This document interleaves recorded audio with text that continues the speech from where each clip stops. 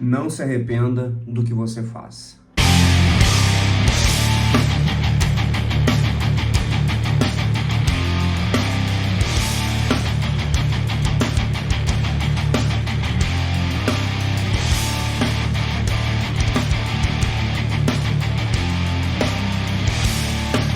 Salve, rapaziada, bem-vindos aí ao nosso canal. João Gabriel, Vinícius Marques, aqui para falar de filosofia, história e afins com vocês. Obrigado aí para quem tá assistindo. A gente atingiu a nossa meta de 100 inscritos, nossa primeira meta. É isso aí. Agora a gente vai dobrar a meta. A gente não recebe plaquinha?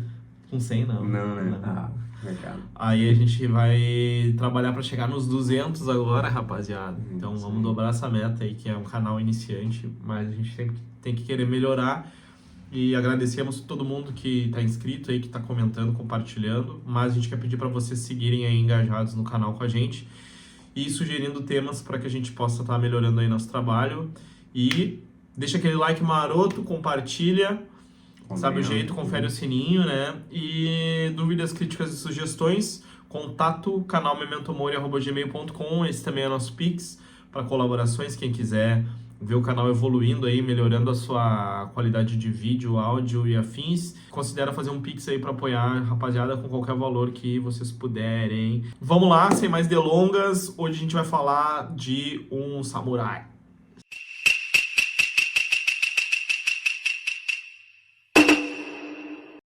Vamos falar de Miyamoto Musashi. Quem foi Miyamoto Musashi, né? O mais famoso espadachim e samurai japonês.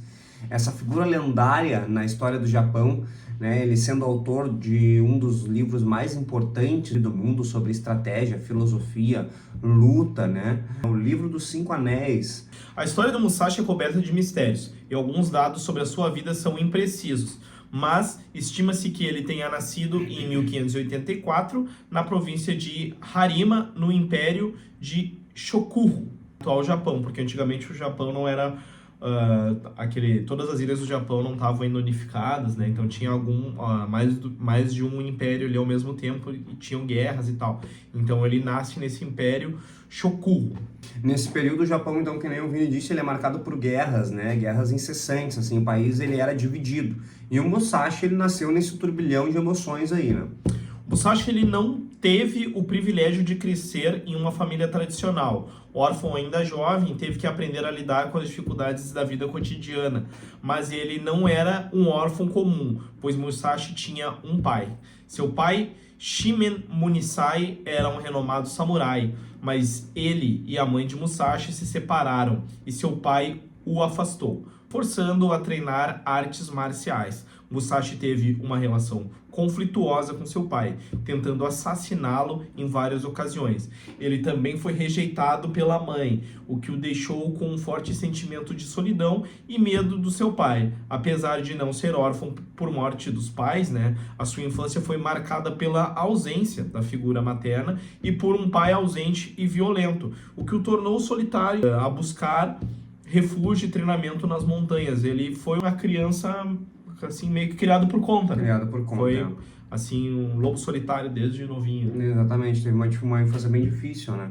Foi nesse contexto, então, que Musashi ele foi introduzido ao mundo das batalhas, né? Tanto do dia a dia da vida dele, que era já uma batalha, né? Ficar entre nós aqui, quanto as batalhas sangrentas e violentas do Japão naquele período, né? Mas Musashi ele era diferenciado, né? Já no início da sua vida nas batalhas, rapidamente ele notou que não bastava apenas aprender a habilidade com a espada, mas sim enxergar além da luta, né? Não só o mundo físico da batalha, mas o mundo mental também. Cada duelo era uma oportunidade de aprender e melhorar, não apenas a sua técnica, mas também a sua visão estratégica. Ele sabia que a batalha não era vencida apenas no campo físico, mas também no campo psicológico. Um exemplo legal de dar sobre isso também é, por exemplo, se a gente pegar um lutador aí, principalmente para a galera do jiu-jitsu que nos assiste, que eu sei que tem bastante gente, que é muito bom nos treinos, ele é muito bom na academia, ele quebra todo mundo, bate todo mundo, mas chega no campeonato e perde, né? O que falta aí? A mentalidade, de repente, alguma coisa assim. E tem bastante atleta assim, né? Muitos, É bem comum, cara. na verdade. Bem comum.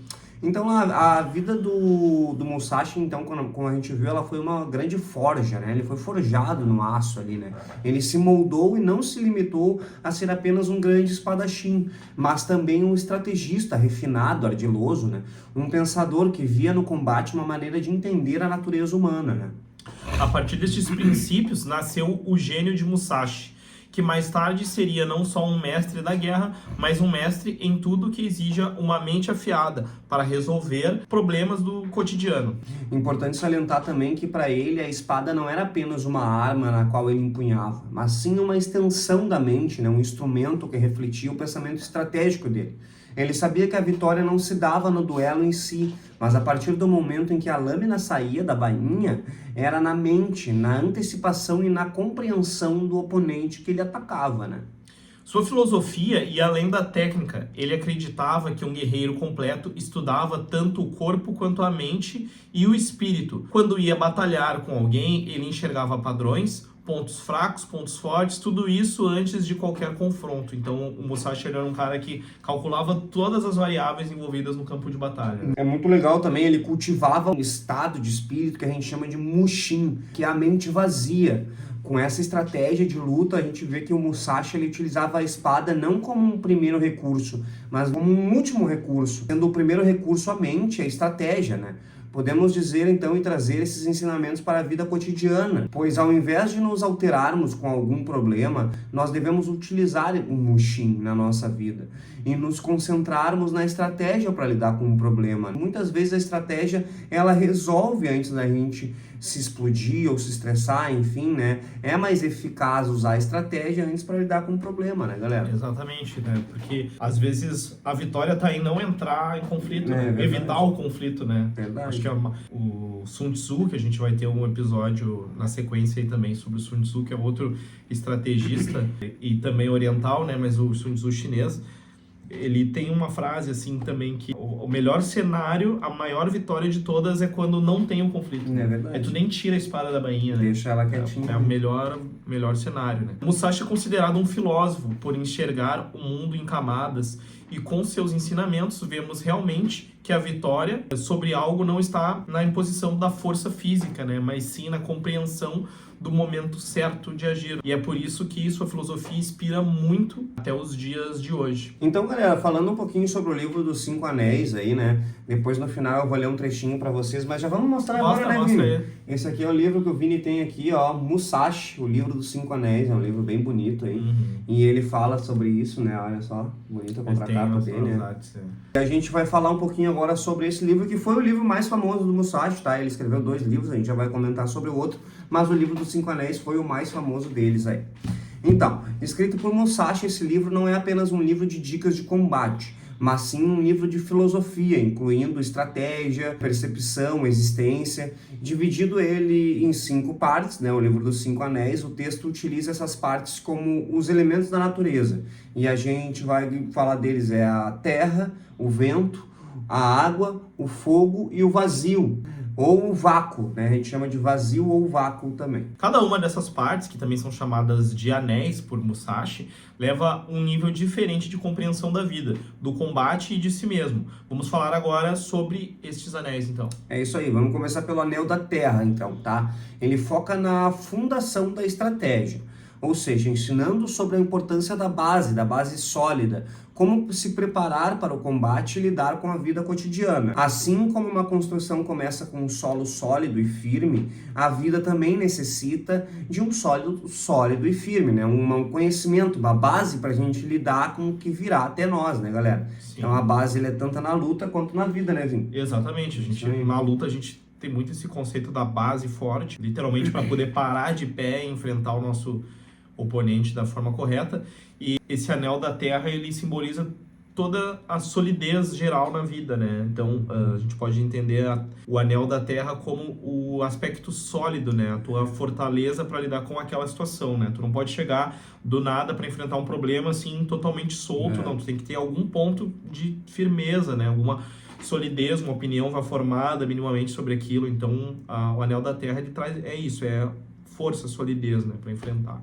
Isso aí. E aí vem o próximo, que é o Anel da Água, né? Que destaca o qual foi, aí lembro do Bill Water, né? Do Bruce Lee, né? Bruce Lee, seja como a água, né? Então, qual é a principal característica da água? É a adaptabilidade. Então, porque a água, ela... Até o Bruce Lee fala naquele vídeo dele, né? Shapeless, né? Ela não tem forma. Então, toda essa flexibilidade aí da água, né? Ela nos ensina a ajustarmos as circunstâncias e os movimentos do inimigo ao nosso plano, né? Ou melhor, ajustarmos o nosso plano às circunstâncias, né? Os movimentos do inimigo, né? E as outras variáveis. Então, acho que a água aí tá com uma adaptabilidade. A água, ela assume a forma do recipiente, né? Como a gente já falou. Então, essa parte ensina, o Anel da Água ensina que a rigidez é inimiga da vitória, pois precisamos nos adaptar e sermos flexíveis, mas nunca mudando quem realmente somos, né? A nossa essência. Bom, galera, vamos lá agora para o Anel do Fogo, né? Um dos anéis aí que aborda a intensidade, né? A paixão no combate. Ele ensina como usar a força e a velocidade para dominar o oponente, né? Mas não se trata de uma violência cega, mas sim saber quando atacar, como impor presença, como pressionar o oponente até que ele quebre por dentro. É a paixão colocada a serviço da precisão. E é muito interessante, o Musashi ele tem algumas artes para isso, né? Existe aquele termo que a gente fala poker face, né? Que é aquela cara séria, ou seja, aquela cara de que a gente não demonstra tristeza, não demonstra sentimento. E ele diz que a gente deve usar isso tanto na vida quanto dentro das batalhas, né? Não demonstrar dor, não demonstrar os nossos sentimentos pro exterior, porque isso acaba acarretando uma energia para dentro da gente, né? A pessoa pode ver um momento de fraqueza, pode querer se passar contigo, né? Ou naquele exato momento que tu demonstrar fragilidade, né? O inimigo vai atacar. Né? É verdade. Então é um anel bem bacana por conta disso, né? Tu ser ferrinho naquilo que tu quer, né? Então o Anel do Vento, ele trata da compreensão das outras escolas e outros estilos de combate, mas também da necessidade de discernir o que é válido e o que não é, buscando a essência da estratégia, como conhecer o inimigo, o concorrente e saber quais as armas ele possui para que você possa lidar com elas da melhor maneira possível. E aí nós temos o Anel do Vazio, né, galera? O último anel aí, ele representa o estado de não mente, onde a estratégia ela é intuitiva e fluida, livre de conceitos e preconceitos, alcançando a verdadeira compreensão da realidade. E aqui nós voltamos para o estado de Mushin, né? Aquele onde nós ficamos com a mente vazia e onde o guerreiro ele deixa de lutar e ele apenas age em perfeita harmonia com a mente dele. E galera, o que é interessante a gente falar sobre esse último anel, esse quinto e último anel, é que ele funciona com todas as outras coisas alinhadas, né? Então, ele diz sobre o estado de Mushin, sobre a flexibilidade da água, né? Sobre solidez da terra. Sobre a solidez da terra. Então, isso é bem interessante, né? A paixão do fogo. A paixão do fogo. Tudo isso funciona nesse último anel. Então, esse livro ele é uma verdadeira bússola para quem busca mais do que vencer, né? Busca compreender tanto a vida quanto a batalha. Então, galera, a gente aí viu aí como esse último anel do vazio aí, ou do vácuo, ele completa esse e harmoniza também os outros elementos, né? Então vamos falar aí das habilidades de luta. Fora suas habilidades de luta, Musashi e seus duelos eram um samurai frio ao olhar seu oponente. Caminhava como se não houvesse nada na sua frente. Cada gesto era calculado para desestabilizar o oponente antes de se preocupar com o combate físico. Assim, ele venceu 60 duelos em sua vida, sem nunca ser derrotado. Bravo, né? Encerrou a carreira dele invicto, né? Mas 60 duelinhos, hein? Sem nunca ser derrotado. Não era duelinho com juiz, coisa nada, não. Era duelo até a morte, né? Inclusive no começo, o negócio que eu te falei da outra vez que a gente conversou sobre, ele no começo da trajetória dele como samurai, ele justamente buscava os maiores mestres que tinham no momento em que ele era um jovem. Ele não queria duelar, inclusive ele até negava alguns duelos quando era com uns desconhecidos, né? Verdade. Ele só queria lutar com lutadores renomados, porque vencendo eles, ele fazia o nome dele, né? Ganhava o nome dele, e assim ele foi de mestre em mestre, teve vários duelos, a maioria desses duelos nesse período, eles eram até a morte. Não era assim nada esportivo, era literalmente com espada mesmo, espada real ali, as katanas, né? Os duelos eram até a morte, então o Musashi botou a vida dele em risco diversas vezes e ele foi invicto. Bom, galera, como nós temos aí esse livro, que é o livro dos Cinco Anéis, a gente também tem um outro livro que o Musashi escreveu, né? Que a gente chama de o livro do Kodo. É um conjunto de 21 preceitos, né? Que abordam a vida de um guerreiro, enfatizando a importância da autodisciplina, da busca pela verdade, do desapego material. Ele aconselhava a viver de forma simples, evitar desejos e apegos a bens materiais, né? Aceitar a vida e a morte como parte do caminho. Esse livro, então, ele é um livro que ele escreveu mais no final da vida dele, voltado mais para a filosofia de vida, né, do que para a batalha em si. Ele já estava mais filósofo e menos guerreiro, já estava mais velhinho, sabe? Já estava mais velhinho, até porque ele se exilou numa caverna, né? Quando ele deixa a vida de samurai, ele vai estudar e escrever, né, e meditar, assim, elevar espiritualmente, ele vai fazer isso numa caverna, né? O que é interessante falar também, que o Vini falou agora, ele era budista. Eu não botei aqui no nosso vídeo, mas ele era um budista, né? Sim. Então ele era todo voltado para esse caminho. O Dokodo, também conhecido como o caminho da solidão, ou o caminho para se seguir sozinho, né? O caminho para ser seguido sozinho, ele foi escrito uma semana antes da morte de Musashi, em 1645. Então ele é um livro curtinho, né? E ele explora então temas como a autodisciplina, que é evitar os desejos e luxúrias, né? Desejos sexuais, mundanos, né? Apetitivos e tal. E não se deixar levar por emoções negativas, né? O desapego, não se apegar a bens materiais, nem se lamentar por separações ou perdas, né? A aceitação, aceitar a vida como ela é, incluindo a morte como parte natural do ciclo da vida. Memento mori. Exatamente. O foco no presente, sem arrependimentos ou preocupações excessivas com o futuro. Estar ali focado. E o respeito, respeitar os deuses e a si mesmo, mantendo a honra e a integridade. Miyamoto, então, ele foi o criador do estilo Niten Ichi Ryo, o caminho dos dois céus. E o que significa isso, né? O uso simultâneo de duas espadas com uma mão a katana longa, né? Em uma mão a katana longa e na outra uma espada curta, né? Que a gente chama de wakizashi. E isso não era apenas uma mudança técnica, mas uma mudança de paradigmas que iria contra a tradição do Japão. Para ele, o guerreiro não devia ser apegado às forças, mas sim dominar o espírito que tem por detrás delas. É isso aí. O uso das duas espadas, então, ele exigia muito dele, né? Equilíbrio absoluto, né? Ambidestria e um novo tipo de consciência corporal. Tudo isso ao mesmo tempo, mostrando ao mundo que o verdadeiro mestre, ele não repete alguma coisa, ele cria, né? Por isso também que ele é considerado um filósofo, né? Exatamente.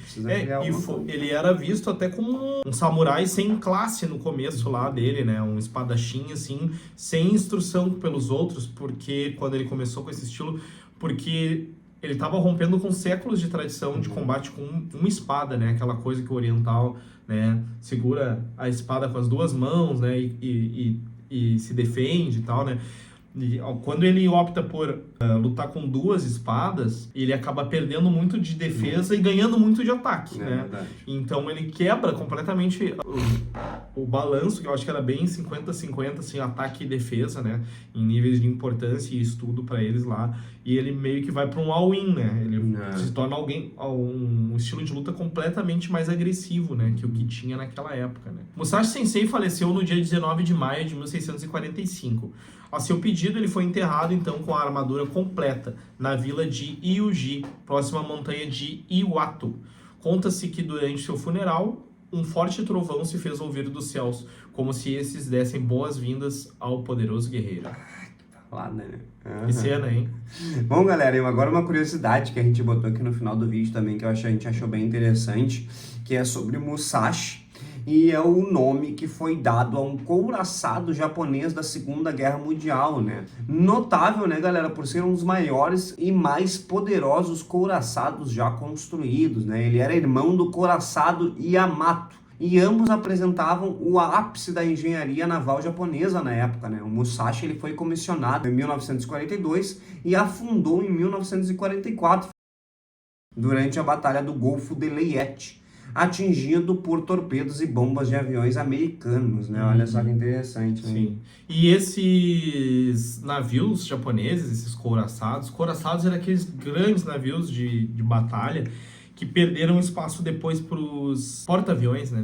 No final do século XIX, passando pela Primeira Guerra e até a Segunda Guerra Mundial, as marinhas dos países faziam questão de ter esses couraçados, que eram aqueles navios gigantescos, blindados, que canhões gigantes. E o Yamato e o Musashi, né, os dois maiores, eles eram irmãos gêmeos, eles eram do mesmo tamanho, feitos iguaizinhos, assim. E até hoje eles são os maiores navios militares feitos na história da humanidade. Pô, impressionante. Eles são gigantescos. Se vocês botarem no Google Imagens aí, couraçado Yamato, couraçado Musashi, vocês vão ver o tamanho desses monstros de ferro, né? Então isso também mostra a importância que tem o Musashi na cultura, né? Para a identidade japonesa, né? Para ser dado o nome desse samurai, desse espadachim, né?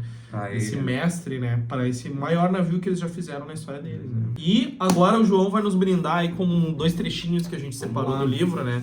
Pra gente fazer alguma reflexão aqui, né? Então vamos pro livro dos 5 Anéis, João. É isso aí, galera. Então, vamos ler aqui um mandamento, né? No livro dos 5 Anéis nós temos alguns mandamentos aqui. E nós vamos ler o mandamento do samurai, né? Que o Musashi escreveu, né? Então, ao dispor de toda sorte de armas e equipamentos, deve o samurai conhecer todas as suas características. Eis os mandamentos da arte samuráica. No entanto, aqueles que ignoram as qualidades dos seus instrumentos militares e desconhecem suas vantagens, não estarão negligenciando os treinos diários e caindo no desleixo. O que ele quer dizer com isso aqui, então, né? Saiba aproveitar as armas que tu tem, né? Sabe aproveitar com bastante vontade, né, galera? Aproveitar elas para treinamentos, os momentos todos. Não cair em desleixo. Exato. E eu tenho um que eu acho bem legal aqui, que eu gostei, que foi o que eu mais gostei, que fala sobre o vácuo, né? Então aí um dos últimos anéis. Sobre o vácuo, Musashi diz: para alcançar o entendimento do vácuo, o samurai deve aprender de modo seguro os mandamentos da arte militar. E além disso, dominar perfeitamente as artes marciais. Praticar com decisão e firmeza espiritual os deveres de samurai.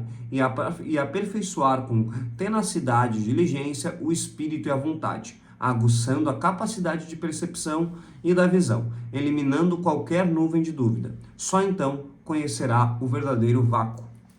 É isso aí.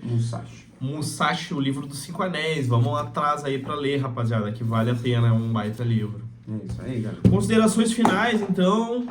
Bom, vamos agradecer, né, por todo mundo que ficou aqui até o final do vídeo. Lembrem-se, galera, curtam, comentem, compartilhem, façam os 3 Cs aqui, né, que vocês não vão que vocês vão nos ajudar bastante aí, né? Não vão se arrepender. Não vão se arrepender. É isso aí. Então, rapaziada, vamos ficar esperto, não vamos negligenciar a vida, não. Acorda pra vida, cachorro!